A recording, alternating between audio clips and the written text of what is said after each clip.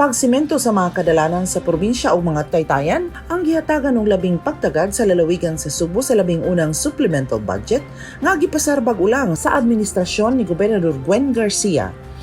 Natong Lunes, Agosto 5, giaprobahan na gayud sa Junta Provincial ang Supplemental Budget No. 1 alang karong tuiga nga may kantidad og 1.38 bilyones ka pesos.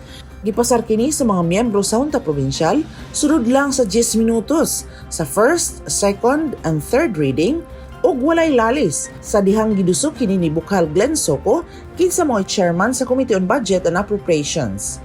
Nauna na nga gi-certify urgent ni Gobernador Gwen Garcia ang pagpasar sa maong budget bao nga dali ra kini nga naaprubahan sa Junta Provincial sulod lang sa usa ka adlaw.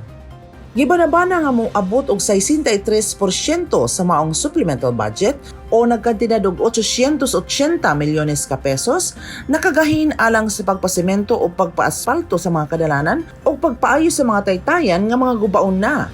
Mao kini ang election promise ni Garcia atol sa iyang pagpangampanya dihang nakita niya nga daghang kadalanan ang libaong o mga taytayan nga gubaon. Before, all of these were asphalted and well-maintained. But sad to say, wala na ni maintenance in the past 6 years. We have been supplied by the Provincial Engineering Office an inventory of our provincial roads and the various stages of this repair. Giuna usa nato ang katong mga done nga per our report and per assessment are in the poor fair to poor state. Gawas sa pagpaayo sa mga kadalanan ug taytayan, aduna usab nakagahin nga 125 milyones ka pesos nga alang sa mga barangay.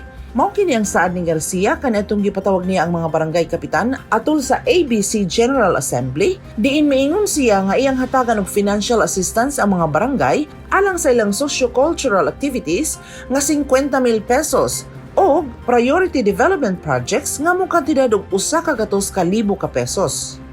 Aduna usab 5 milyones ka pesos nga gigahin alang sa anniversary bonus sa mga empleyado sa Kapitolyo atol sa pagsaulog sa ika-450 nga kasumaran sa pagkalalawigan sa Sugbo.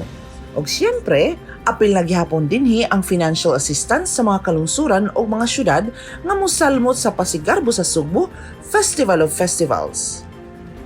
Alang sa balita sa Sugbo, kini si Cathy Navarro.